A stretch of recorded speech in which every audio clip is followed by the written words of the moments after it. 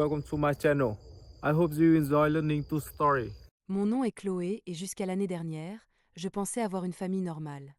J'ai 32 ans et je travaille comme responsable des ventes chez Bâtiment Élite, une entreprise de construction en pleine expansion. J'ai toujours été la responsable de la famille. Celle qui suivait les règles, qui avait de bonnes notes et qui a décroché un emploi stable. Ma sœur aînée, Mélissa, 36 ans, est tout le contraire. Elle a épousé Brad Young, son amour de lycée, dès la fin de ses études et est devenue mère au foyer. Ils ont 2 garçons, Tyler et Noah, qui ont aujourd'hui 12 et 10 ans. Je me souviens parfaitement du jour où tout a basculé. Le téléphone sonne, et au bout du fil, Mélissa en larmes, incapable de parler clairement. Il est parti, Chloé.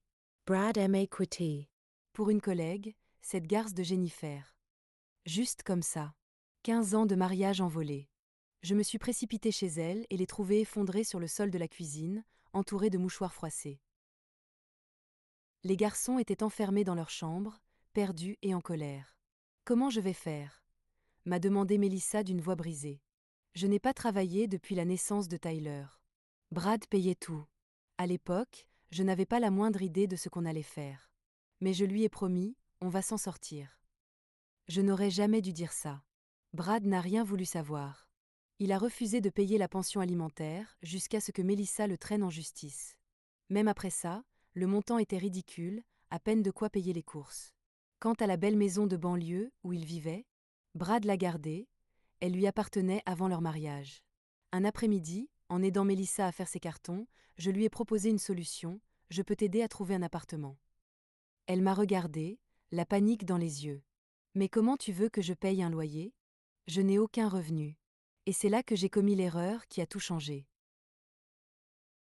Je peux payer. Jusqu'à ce que tu sois sur pied.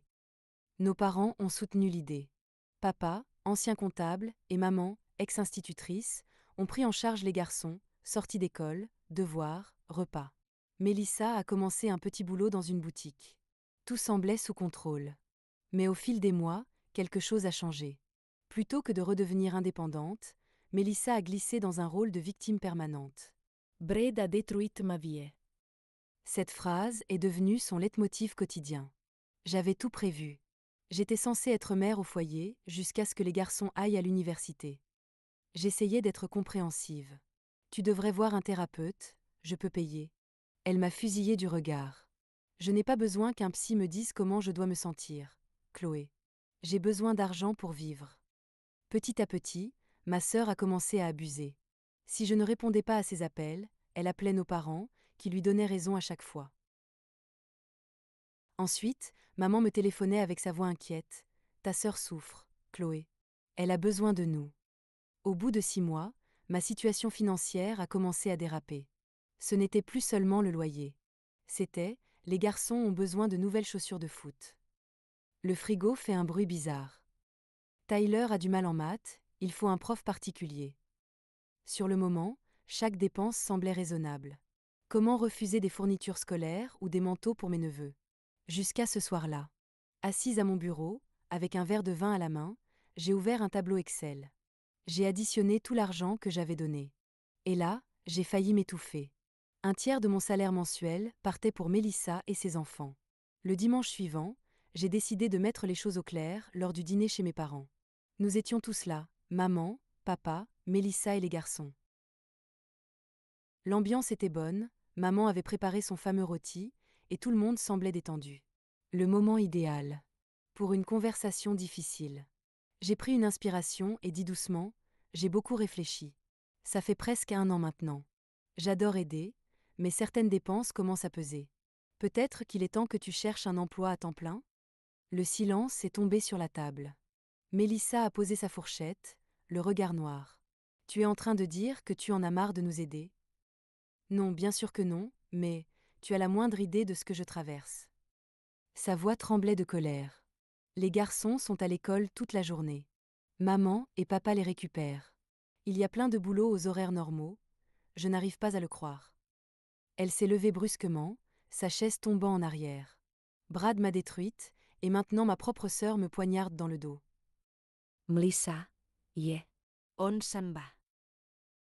Les garçons, on y va?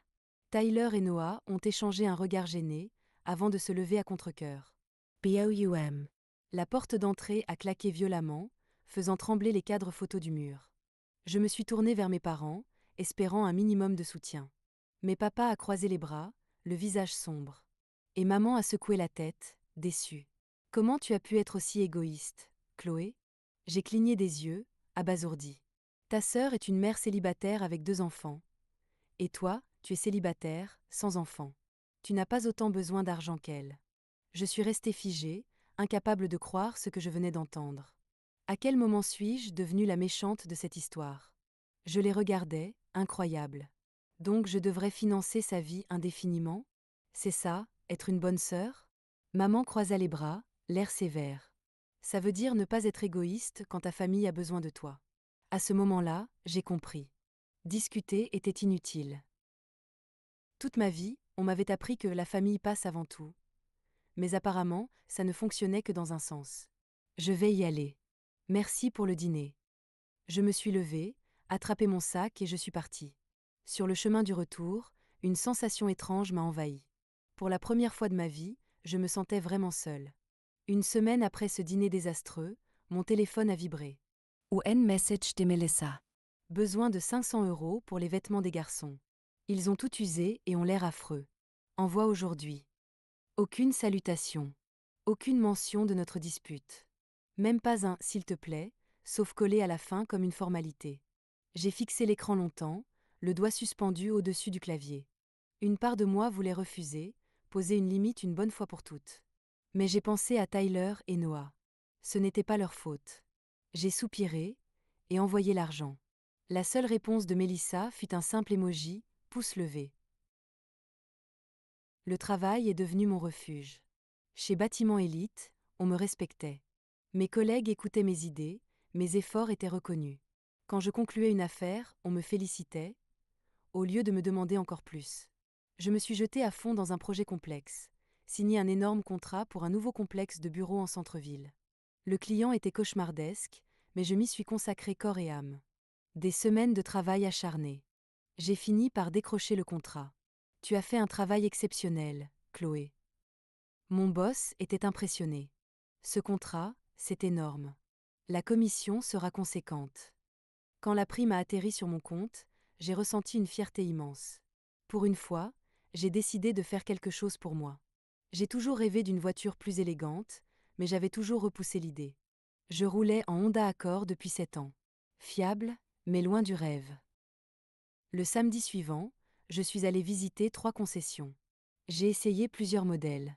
À la fin de la journée, je suis repartie avec une Audi à 4 grilles argentées. Ce n'était pas la voiture la plus extravagante, mais pour moi, c'était une fierté. Le fruit de mon travail. Ma récompense, après des années de sacrifice. Sur le chemin du retour, je me suis surprise à sourire. Puis, une pensée m'a traversé l'esprit. Mélissa. Sa voiture, une Toyota vieille de 15 ans, ne tenait plus la route. Elle se plaignait sans cesse, elle fait des bruits bizarres. La climatisation est morte. Les garçons ont honte d'être vus dedans. Mon ancienne Honda serait une énorme amélioration pour elle. Je me suis dit, pourquoi pas? Je lui offrirai ma voiture, ce serait un beau geste. Le dîner de famille suivant est arrivé rapidement. J'ai spécialement pris la Honda pour lui faire la surprise. En arrivant, j'ai entendu sa voix avant même d'ouvrir la porte. Et ensuite, Jenny a osé me demander de couvrir son service samedi. Je lui ai dit, j'ai des enfants, tu crois que je peux tout plaquer parce que tu veux aller à un concert? Et elle m'a répondu, d'autres mamans célibataires s'en sortent très bien. Non mais tu y crois?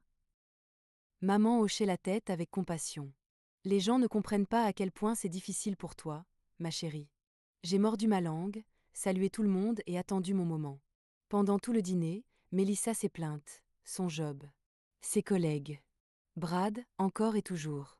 Enfin, au moment du dessert, j'ai saisi ma chance. J'ai sorti les clés de la Honda et les ai glissées sur la table. J'ai quelque chose pour toi. Mélissa a froncé les sourcils. Qu'est-ce que c'est? J'ai acheté une nouvelle voiture hier. Je veux que tu aies ma Honda. Elle est en parfait état, faible kilométrage, idéale pour emmener les garçons.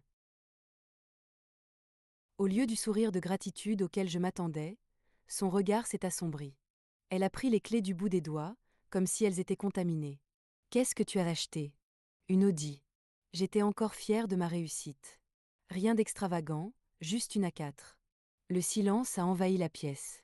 Maman et papa ont échangé un regard lourd de sous-entendu avec Mélissa. Comme s'ils venaient d'avoir une conversation télépathique. Mélissa a lâché les clés, qui ont glissé sur la table. Une Audi. Sa voix était remplie de reproches. Moi, je n'ai pas de quoi payer l'essence et toi, tu t'achètes une voiture de luxe? Ce n'est pas une voiture de luxe. Je n'arrivais pas à croire ce que j'entendais. Et je t'offre Emma Honda, qui vaut au moins 10 000 €. Elle s'est levée d'un bond, faisant tomber sa chaise. Je ne veux pas de tes restes. Si tu te souciais vraiment de moi et des garçons, tu nous aurais donné l'Audi. J'étais sous le choc. Elle s'attendait vraiment à ce que je lui donne ma nouvelle voiture? Pourquoi pas? Hurla-t-elle. Tu en as besoin pour QOI? Pour impressionner tes clients? Pour te sentir importante? Moi, j'essaie juste de nourrir mes enfants. J'ai regardé mes parents, espérant qu'ils allaient dire quelque chose. Ils sont restés silencieux. Puis, papa a tout sauté et lâché. Chloé, peut-être que tu aurais dû nous en parler avant d'acheter cette voiture. Je n'en croyais pas mes oreilles. Tu plaisantes, là? Maman a hoché la tête, l'air désapprobateur. Si tu avais autant d'argent, tu aurais pu aider davantage ta sœur au lieu de t'acheter une nouvelle voiture. Mais puisque c'est fait, donne-lui l'Audi. Quelque chose a explosé en moi. J'ai frappé la table, faisant sursauter tout le monde. Les assiettes ont tremblé, et le verre de lait de Tyler s'est renversé. C'est mon argent. Ma voix tremblait de rage. J'ai travaillé pour ça. Je ne suis pas une banque. Dans ce cas, tu n'auras rien. Je me suis levée, j'ai marché jusqu'aux clés tombées au sol et je les ai ramassées. Chloé, ne sois pas dramatique. A commencé maman. Mais je l'ai coupé net. Non, c'est fini. Je ne paie plus ton loyer. Je ne t'envoie plus d'argent pour les vêtements, les cours particuliers ou tout autre besoin imaginaire. Débrouille-toi. Sur le chemin du retour, je conduisais ma Honda, ma fidèle Honda, celle qui, apparemment, n'était pas assez bien pour ma sœur. Dès que je suis rentrée, mon téléphone a explosé de notifications. Appels, messages. J'ai tout ignoré. Ce soir-là, j'ai mis ma Honda en vente. 3 jours plus tard, j'ai accepté une offre légèrement en dessous de mes attentes. Je m'en fichais. Je voulais juste tourner la page. Quand j'ai remis les clés au nouveau propriétaire, j'ai ressenti un mélange étrange, soulagement et tristesse. J'avais conduit cette voiture pendant des années sans problème, mais au final, elle ne m'avait apporté que du stress. Une semaine est passée, puis une autre. J'ai roulé dans mon Audi, fait mon travail, poursuivi ma vie. Mais les mots de ma famille tournaient sans cesse dans ma tête. Et si j'étais égoïste? Et si j'avais exagéré? Et si j'aurais dû lui donner l'Audi? Non. Je me secouais à chaque fois que ces pensées revenaient. J'avais fait plus qu'assez. Puis, le message que j'attendais est arrivé. Le loyer est dû demain. Fais le virement. Aucune salutation. Aucun signe que notre dispute existait. Juste une commande. Pour la première fois, j'ai répondu. Non. La réponse a été immédiate. Téléphone qui sonne. Jetztline. Deuxième appel. Jetztline. Tsunami de messages. Qu'est-ce que tu veux dire par non? Tu vas vraiment laisser tes neveux sans toi. Maman et papa sont furieux contre toi. J'ai éteint mon téléphone et je suis allée me coucher. Le lendemain matin, 27 appels manqués, 50 messages. J'ai tout supprimé. Ce soir-là, à 19 h, on a tambouriné à ma porte. Je savais exactement qui c'était. J'aurais pu faire semblant de ne pas être là. Mais cette confrontation était inévitable. Autant l'affronter. J'ai ouvert la porte. Melissa. Mammon. Papa. Alignés, avec le même regard indigné. Ils sont entrés sans même que je propose. Aucun ne s'est assis. Maman a attaqué la première. Chloé, ça suffit. Ta sœur doit payer son loyer demain ou elle sera expulsée. Ce n'est plus mon problème. J'ai croisé les bras. Pas ton problème. Mélissa hurlait presque. Tu m'avais promis de m'aider. Je t'ai aidé. 1 an de loyer. Des vêtements. Des cours particuliers. De l'électroménager. J'ai dépensé des milliers d'euros pour toi. Et alors? Tu as l'argent. Elle a pointé du doigt mon Audi, visible par la fenêtre. Avec mon argent que j'ai gagné. Et quand j'ai voulu te donner ma Honda, tu as jeté les clés au SOL. Parce que tu me narguais avec ta nouvelle voiture pendant que je galère. Mélissa, tu ne galères pas à cause de moi. Tu galères parce que tu refuses de prendre un travail à temps plein. Tu passes plus de temps à pleurer sur Brad qu'à avancer. Tu attends que les autres règlent tes problèmes.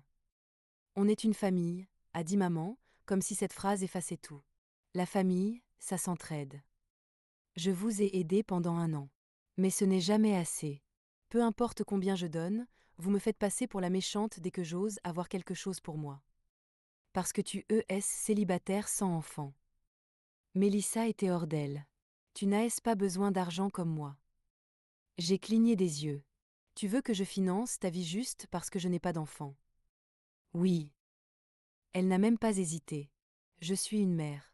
Mes enfants passent avant tout. Alors trouve un travail et gagne ton argent. Comme je l'ai fait. Un silence de plomb. Puis, maman a soufflé, glacial. Si tu ne veux pas aider ta sœur, alors tu n'es pas la fille que nous avons élevée. Non, ai-je répondu doucement. Vous ne m'avez pas élevée comme votre fille. Vous m'avez élevée comme leur guichet automatique. Mélissa a craché, garde ton précieux arge. Mais ne t'attends plus à être de la famille. Si être de la famille signifie être exploité et traité comme un distributeur, alors je suis mieux sans vous. Elle s'est dirigée vers la porte. Maman et papa ont suivi, silencieux. Avant de partir, Mélissa a sifflé, tu regretteras ça. Un jour, tu seras seule avec ton fric, et tu regretteras. Je ne choisis pas l'argent, ai-je dit calmement. Je choisis le respect de moi-même. Elle a claqué la porte. Je me suis affalée sur mon canapé, épuisée, mais libre. Pour la première fois depuis des mois, j'ai pu respirer. Les semaines suivantes, j'ai appris que Mélissa avait dû quitter son appartement. Elle et les garçons vivaient chez nos parents. Ce qui aurait dû arriver depuis le début. Cela aurait dû arriver dès le début. Mélissa vivait maintenant chez nos parents avec ses fils, toujours à travailler à temps partiel dans la boutique, pendant qu'ils la soutenaient financièrement, exactement comme ils attendaient de moi que je le fasse. D'après ma cousine Rachel, il racontait à qui voulait l'entendre que j'étais une personne horrible, que j'avais abandonné ma sœur dans son moment de besoin, que je me souciais plus des voitures de luxe que de ma propre famille, et que j'avais toujours été la plus égoïste. 1 mois après notre confrontation, Rachel m'a invitée à prendre un café. Je voulais prendre de tes nouvelles, a-t-elle dit en s'installant en face de moi. Tes parents disent des choses assez dures sur toi, et je voulais entendre ta version. Je lui ai tout raconté. L'année à payer le loyer de Mélissa, les demandes incessantes d'argent, l'histoire de la voiture. Tout. Rachel a hoché la tête pensivement. Tu sais, j'ai toujours trouvé que tante Karen et oncle Jim avaient trop gâté Mélissa. Puis, elle a ajouté quelque chose qui est resté gravé en moi, tu ne peux pas te brûler pour réchauffer quelqu'un d'autre. Cette phrase décrivait parfaitement ce que j'avais fait. J'avais brûlé mes ressources, mes limites, mon respect de moi-même, juste pour que Mélissa puisse rester dans son rôle de victime. Merci, Rachel, ai-je dit, touchée. Ça compte beaucoup pour moi. Sur le chemin du retour, au volant de mon Audi, que j'appréciais désormais sans culpabilité, j'ai eu une prise de conscience. Je n'étais pas seule. Mes parents et ma sœur avaient peut-être tourné le dos, mais j'avais encore des gens dans mon coin. Et surtout, j'avais enfin choisi de me soutenir moi-même. 6 mois ont passé. L'été a laissé place à l'automne, puis à l'hiver. Les fêtes approchaient, et avec elles, une question inévitable. Allais-je être invitée aux réunions de famille? Et si oui, est-ce que j'irais? Je n'avais pas parlé à mes parents ni à Mélissa depuis cette nuit-là. Ce n'était pas faute d'avoir essayé de leur part. 2 mois après notre confrontation, les messages avaient changé de ton. Ils n'étaient plus des exigences en colère, mais des tentatives de culpabilisation. Les garçons demandent après leur tante, m'a écrit maman un jour. Tyler a parlé de toi au petit déjeuner, a envoyé Mélissa une autre fois. Je n'ai pas répondu. Je savais exactement ce qu'ils faisaient, utiliser mes neveux comme levier émotionnel. Ça me faisait mal de penser à eux, de me demander ce qu'ils avaient entendu dire sur moi. Mais je savais que si je répondais, ne serait-ce qu'une fois, je retomberais dans le piège. Mon travail restait mon refuge. Je me suis investie dans mes projets, j'ai décroché de nouveaux clients, reçu une autre promotion. Mon compte bancaire n'avait jamais été aussi sain, maintenant que je n'avais plus à financer 2 autres foyers. Et surtout, j'ai commencé à prendre soin de moi. J'ai rejoint un cours de yoga, renouer avec d'anciens amis que j'avais négligés pendant la crise Mélissa, et même accepter quelques rendez-vous. Rien de sérieux, mais c'était agréable de se souvenir que ma vie ne tournait pas uniquement autour de ma famille. Un après-midi de décembre, je suis tombée sur mon neveu Tyler au centre commercial. Il était avec un ami, sans Mélissa ni Noah dans les parages. Quand il m'a vue, il a écarquillé les yeux et a hésité avant d'approcher. Tante Chloé a-t-il demandé, comme s'il n'était pas sûr que j'allais lui répondre. Je lui ai souri. Tyler. Comment tu vas, mon grand? Ça va, a-t-il dit en jouant avec le bord de sa manche. On vit chez mamie et papy maintenant. Maman se plaint beaucoup. Noah et moi, on partage la chambre d'amis. J'ai hoché la tête sans commenter. Et l'école? Bien, a-t-il répondu avant qu'un sourire n'éclaire son visage. J'ai intégré l'équipe de basket. Coach dit que je pourrais être titulaire au prochain match. C'est génial. J'aimerais beaucoup venir te voir jouer, si ça ne te dérange pas. Ses yeux se sont illuminés. Vraiment? Ce serait trop cool. On joue jeudi à 16h30. J'ai pris note mentalement. Je vais essayer d'être là. J'ai tenu parole. Je me suis installée discrètement dans les gradins et j'ai regardé Tyler jouer. Il était doué. Grand, agile, rapide. Quand il a marqué son premier panier, j'ai applaudi fort. Il a tourné la tête vers moi et, en me voyant, un sourire radieux a illuminé son visage. Rien que pour ce moment, ça valait tous les malaises avec Mélissa. Après le match, j'ai attendu à l'écart, ne sachant pas si je devais m'approcher. Tyler a pris la décision à ma place. Il a couru vers moi, son sac de sport sur l'épaule. « Tu es venu », a-t-il dit, surpris mais heureux. J'avais promis, non? J'ai regardé vers le parking. Ta maman est là? Il a secoué la tête. C'est mamie qui m'a emmené. Elle m'attend dans la voiture. Je l'ai suivie jusqu'à un véhicule familier, la voiture de ma mère. Quand elle m'a vu approcher avec Tyler, son expression est restée indéchiffrable. Salut, maman, ai-je dit doucement quand Tyler a ouvert la portière. Elle m'a regardé longuement. Chloé. Qu'est-ce que tu fais là? J'ai croisé Tyler au centre commercial. Il m'a invité à son match. Son regard s'est adouci légèrement. Il est doué, n'est-ce pas? Il est incroyable. Un silence gênant s'est installé. Tyler regardait entre nous, espérant sans doute un miracle. Finalement, j'ai pris une inspiration. Tu voudrais qu'on prenne un café un de ces jours? Juste nous deux? Elle a hésité, puis a hoché la tête. J'aimerais ça. On a convenu d'un rendez-vous la semaine suivante. Quand elle est partie avec Tyler, un mince espoir s'est glissé en moi. Peut-être que tout n'était pas irrémédiablement brisé. Le café avec maman a commencé dans une tension palpable. On parlait du temps, de son jardin, de mon travail. Puis, j'ai pris une grande inspiration et j'ai mis les pieds dans le plat. Tu me manques. Papa aussi. Les garçons surtout. Mais je ne peux pas revenir en arrière. Je ne peux pas recommencer comme avant. Maman a fixé sa tasse. Mélissa a encore du mal. Je sais. Et je suis désolée pour elle. Mais je ne peux plus être son filet de sécurité. Maman a posé un soupir. Elle dit que tu l'as abandonnée. J'ai secoué la tête. Je l'ai aidée pendant presque un an. J'ai payé son loyer, acheté des vêtements pour les garçons, financé des cours particuliers. J'ai tout fait pour l'aider, mais elle n'allait pas mieux, maman. Elle devenait juste plus dépendante. Un silence s'est installé. Finalement, maman a murmuré, ton père et moi avons peut-être encouragé ça. J'ai relevé la tête, surprise. On l'a toujours trop protégée. Même enfant, elle était la fragile, et toi, la forte. C'était la première fois que j'entendais mes parents reconnaître que Mélissa avait été traitée différemment. Être la forte ne veut pas dire que je dois porter tout le monde. Maman a hoché la tête. Non, ça ne veut pas dire ça. Et peut-être qu'on t'en a trop demandé. Ce n'étaient pas des excuses complètes, mais c'était un début. On a convenu d'un dîner en famille, juste nous quatre, moi, maman, papa et Mélissa. J'espérais qu'on pourrait au moins parler. Ce dîner n'a jamais eu lieu. La veille, Mélissa a annoncé à maman qu'elle ne viendrait pas si j'étais là. Elle était toujours furieuse, toujours persuadée que je l'avais abandonnée, et elle n'était pas prête à me pardonner. Alors, j'ai dîné seule avec mes parents.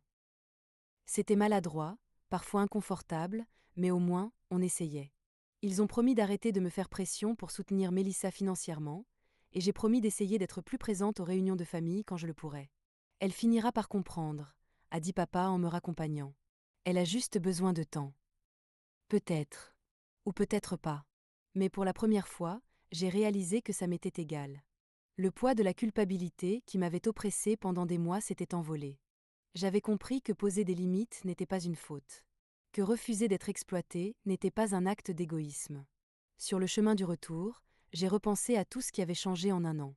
J'avais perdu l'illusion d'une famille unie, mais j'avais gagné quelque chose d'encore plus précieux, le respect de moi-même. J'avais appris que l'aide ne devait pas se faire au détriment de mon propre bien-être.